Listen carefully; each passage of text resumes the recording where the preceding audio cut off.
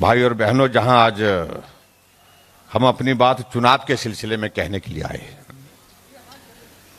मैं समझता हूं कि बहुत बातें समझाने की आवश्यकता नहीं रही आज के इस दौर में।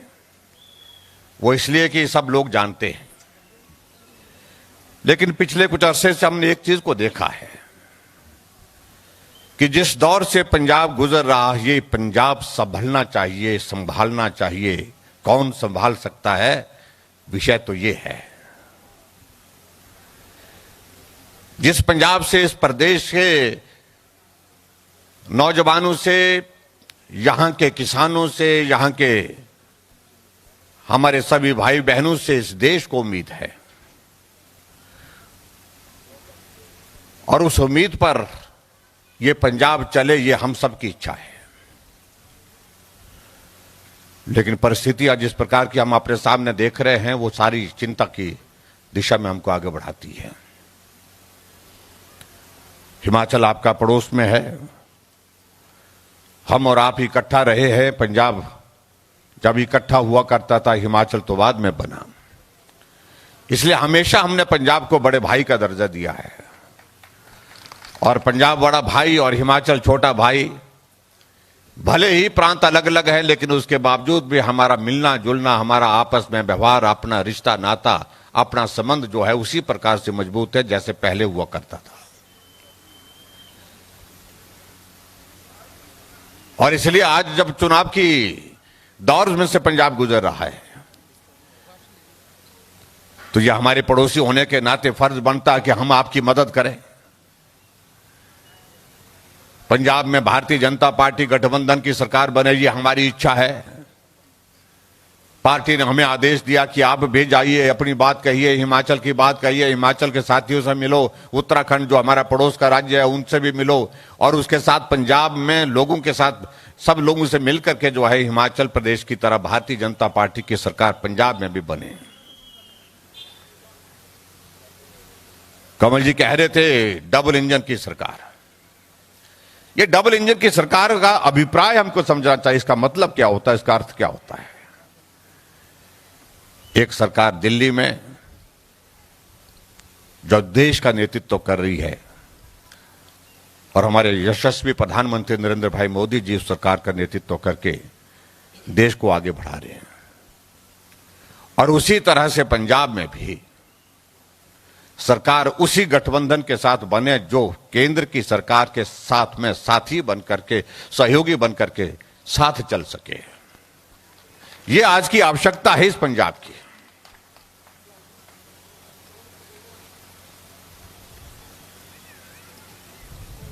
और इसलिए डबल इंजन की सरकार का हमारा कहने का मतलब यही है कि एक गाड़ी है और उस गाड़ी में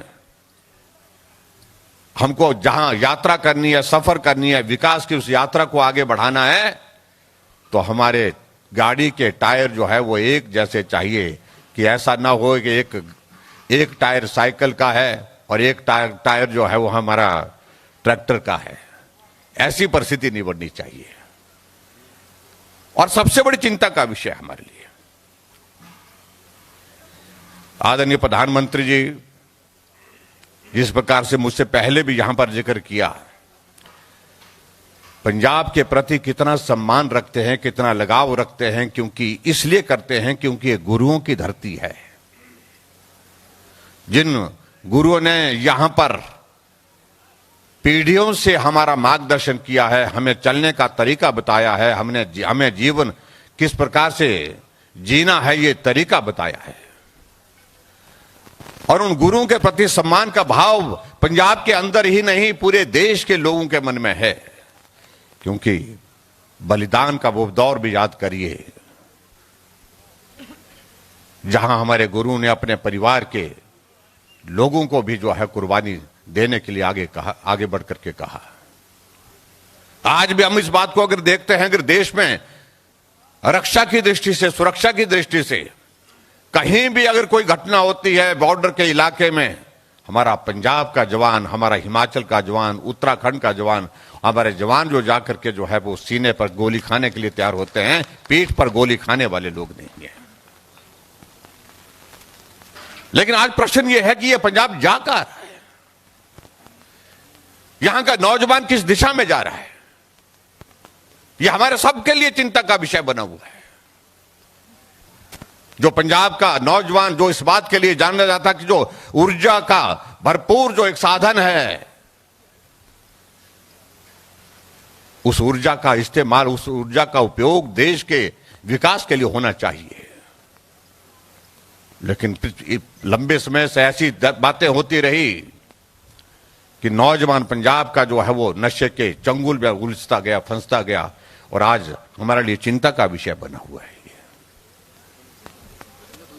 इस नौजवान को यहां से बाहर निकालना पड़ेगा, उस चंगुल से बाहर निकालना पड़ेगा, और उसके लिए जरूरत है, आज की तारीख में मजबूत नेतृत्व की जरूरत है।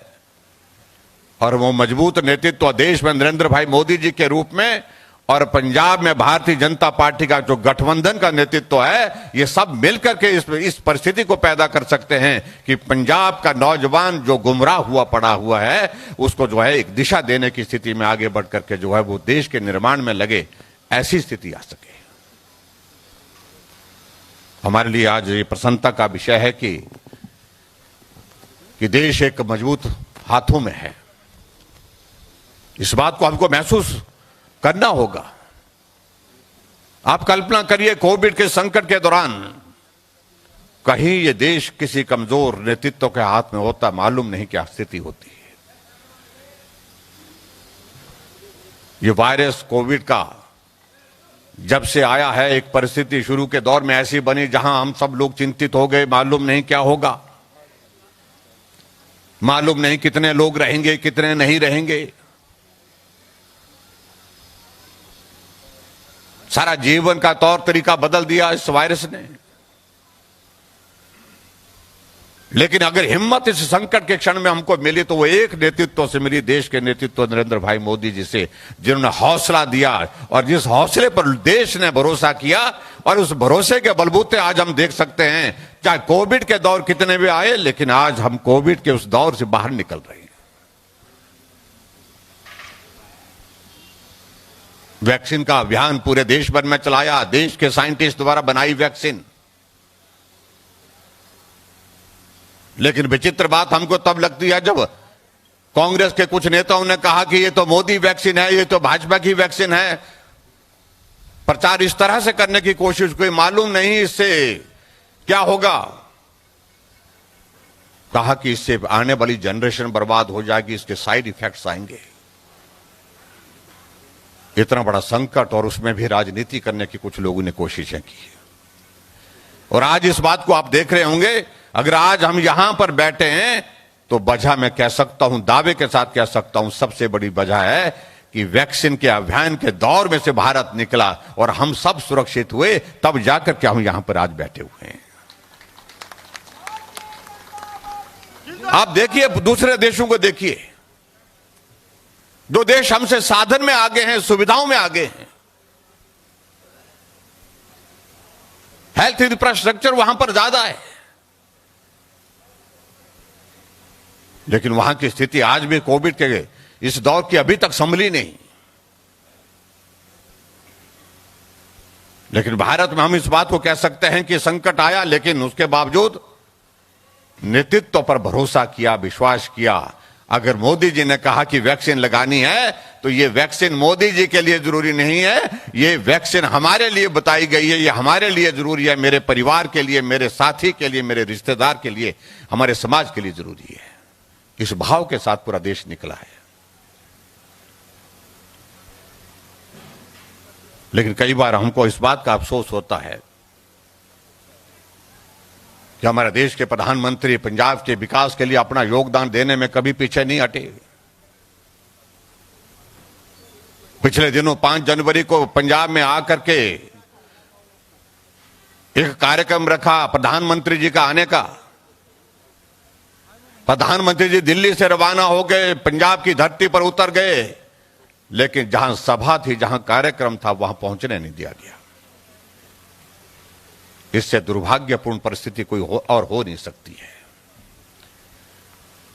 43,000 करोड़ रुपए के उद्घाटन और शिलान्यास के कार्यक्रम एक दिन में, एक स्थान पर, एक समय पर होने वाले थे, लेकिन कार्यक्रम रद्द करना पड़ा। और वो कार्यक्रम रद्द करना पड़ा तो उसकी वजह आप लोगों को मालूम है। इस प्रदेश में ऐसे मुख्यमंत्री जो संवैधानिक दायित्व पर होने के बावजूद भी उस दायित्व का निर्वहन करने की परिस्थिति नहीं है। अगर प्रधानमंत्री हमारा देश का सुरक्षित नहीं है तो सुरक्षित है कौन आखिरकार? बात तो यह विषय बनता है सोचने का। सारी जिम्मेवारी सरकार की थी, लेकिन सरकार ने जिम्मेवारी निभाई नहीं। नुकसान किसका हुआ? प्रदेश का नुकसान हुआ। उस दिन अगर प्रधानमंत्री जी सभा में पहुंचते, कार्यक्रम में पहुंचते, 43,000 करोड़ रुपए के उद्घाटन और शिलान्यास तो होने ही थे, लेकिन बहुत सारी योजनाओं के लिए प्रधानमंत्री जी के मुख से सुनने को मिलता पंजाब के विकास के लिए बहुत कुछ देने की उम्मीद थी उस दिन। इसलिए जिन लोगों ने रोका वो पंजाब का हित चाहते हैं, ऐसा मुझे लगता नहीं है।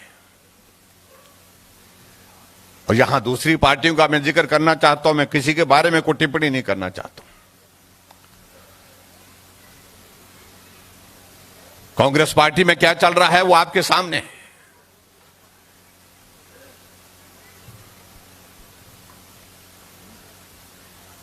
और सिद्धू जी की बात क्या कहें?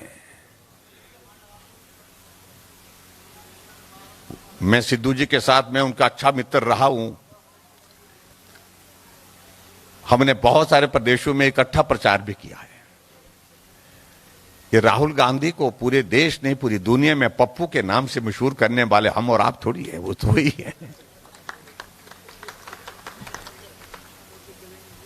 और सोनिया गांधी जी को क्या बोलते हैं मैं यहां से बोल नहीं सकता।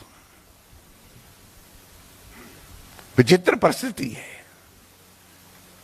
ऐसी परिस्थिति हमने कभी देखी नहीं। बहुत उम्मीद के साथ आए थे, अब उस उम्मीद में ही घुट करके रह गए, क्योंकि चन्नी जी को मुख्यमंत्री घोषित कर दिया।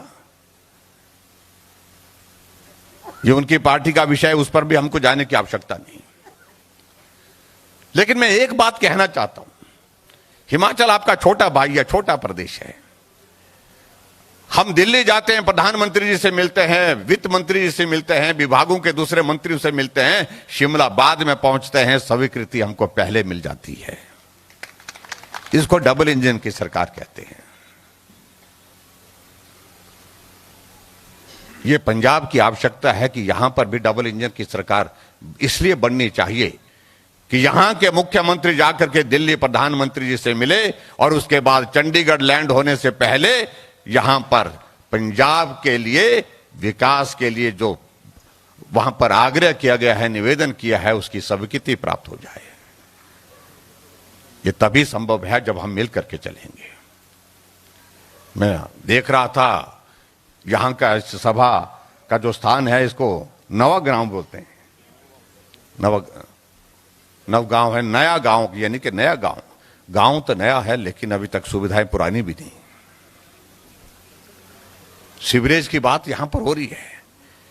अरे हिमाचल आइए, हिमाचल प्रदेश में गांव में आजकल हमने जो बड़े गांव है उनको हमने चिन्हित करके सीवरेज के काम वहां पर शुरू कर दिए, जहां चलना कठिन, उतरना कठिन, पहाड़ पर, वहां सीवरेज के काम शुरू हो गए। और ये तो चंडीगढ़ से कुछ कदम की दूरी पर है। तो आखिर हुआ क्या? क्यों ख्याल नहीं आया इस गांव की तरफ, इस इलाके की तरफ? स्वास्थ्य की सुविधाओं की अगर बात कहें, और यहां पर अच्छा हॉस्पिटल नहीं है। कमल जी बोल रहे हैं कि अगर मैं विधायक बनूंगा तो मैं सीवरेज की व्यवस्था करूंगा। कमल जी कह रहे हैं कि अगर मैं विधायक बनूंगा आप सबके आशीर्वाद से मैं यहां पर हॉस्पिटल का इंतजाम करूंगा। नहीं तो क्योंकि यहां के लोगों के इलाज के लिए सुविधा कहां, 16 सेक्टर में, 16 सेक्टर में जाकर के लेनी पड़ती है। वहां पे वो एंटरटेन नहीं करते थे, और वहां पर भी वो कहते हैं आप तो पंजाब के आए हैं, आपके यहां पर यहां की सुविधा, स्वास्थ्य की सुविधा यही होनी चाहिए। इसलिए अच्छा हॉस्पिटल तभी संभव है जब डबल इंजन की सरकार बनेगी। कमल जी यहां से जीत करके विधानसभा के अंदर पहुंचेंगे। आपकी सीवरेज की लाइन निश्चित रूप से तब बनेगी जब कमल जी यहां की आपकी आवाज बन करके विधानसभा के अंदर पहुंचेंगे। इस काम को आप सबको और हम सबको करना होगा, तभी संभव है। क्योंकि क्षेत्र के विकास के लिए कमल जी वर्षों से अपनी सेवाएं दे रहे हैं, समाज में काम करते हुए अपनी एक पहचान बनाई है। और आज भी हमारी पार्टी में आने के बाद उस सेवा के उस संकल्प को लेकर के आगे बढ़ रहे हैं। मेरा आप सभी भाई बहनों से निवेदन है, क्योंकि मुझे अगले कार्यक्रम में जाकर के जालंधर पहुंचना है। मैं तो सिर्फ आपके बीच में निवेदन करने के लिए आया हूं। और पड़ोसी होना भी ऐसा चाहिए, जब किसी को जरूरत है तो सबसे पहले करीब कौन आदमी मिलता है? पड़ोसी मिलता है। भाई हम आपके साथ हैं, आप लोगों ने आवाज लगाई, हम आपके पास हैं। और मैं आपको यह भी कह रहा हूं कि नवंबर के महीने में हमारे भी चुनाव है, तो आप भी पड़ोसी के नाते आपको भी आना पड़ेगा। एक दूसरे के दुख में साथी, सुख में साथी, इसी को पड़ोसी कहते हैं। उस काम को हम सब लोग कर रहे हैं। मेरा आप सबसे विनम्र निवेदन, मैं पिछले कल भी 4 विधानसभा क्षेत्र में पंजाब में जाकर के आया हूं, और मैं 4 विधानसभा क्षेत्र में जाकर के आया हूं। मैं जिस तरह के माहौल को हम देख करके आए, हम भी कल्पना नहीं कर रहे थे। बहुत जोश और जुनून का माहौल है, क्योंकि सब लोग इस बात को महसूस करते हैं, सब लोग इस बात की आवश्यकता महसूस करते हैं। इस पंजाब को अगर बचाना है, पंजाब को अगर ठीक राह पर आगे बढ़ा करके ले चलना है, जहां विकास हो, यहां का समाज आपस में तालमेल से चले, यहां का प्यार भाव जो है सारे समाज के बीच में बना रहे, और उसके साथ साथ में यहां का नौजवान जो है वो राष्ट्र निर्माण के काम में लगे, इसके लिए आवश्यक है कि यहां भाजपा गठबंधन की सरकार बननी चाहिए। और मुझे पूरा भरोसा है कि जिस भाव को लेकर के हमने पिछले कल से माहौल देखा है, जहां भी गए भारतीय जनता पार्टी के पक्ष में, भारतीय जनता पार्टी के गठबंधन के पक्ष में माहौल देखा है, मुझे पूरा भरोसा है कि निश्चित रूप से यहां पर भी भारतीय जनता पार्टी की जीत होगी। और मैं आपके जो यहां इस पार्टी के कार्यक्रम में, आज के इस कार्यक्रम में मैं विशेष तौर से आप सब भाइयों बहनों से निवेदन करना चाहूंगा कि खर्ड विधानसभा क्षेत्र से हमारे पार्टी के होनहार, हमारे नौजवान साथी कमलदीप सैनी जी को अपने आशीर्वाद से विधानसभा में पहुंचाइए। या आपको हॉस्पिटल की जगह हॉस्पिटल मिलेगा, और उसके बाद सीवरेज की जगह सीवरेज मिलेगी। जहां सुविधा की कमी होगी, वहां कमलदीप जी खड़े होकर के उस सुविधा को आपको दिलाने के लिए काम करेंगे। ऐसा मैं दावे के साथ कह सकता हूं, क्योंकि इनका कामकाज, उनका काम करने का तरीका जो है वो सहजता, सरलता इनके स्वभाव में है। तो निश्चित रूप से वो सफल होकर के आपके जो सपने हैं इस विधानसभा क्षेत्र के विकास की दृष्टि से, उनको पूरा करने में सफल होंगे, ऐसा मुझे पूरा भरोसा है, पूरा विश्वास है। और बाकी मेरी ओर से कमल जी को बहुत बहुत शुभकामनाएं। और आप सबसे मेरा विनम्र निवेदन है कि एक एक वोट जो है वो भारतीय जनता पार्टी के कमल के चुनाव चिन्ह पर जो है 20 तारीख को आप देने के लिए सभी से आग्रह कहें।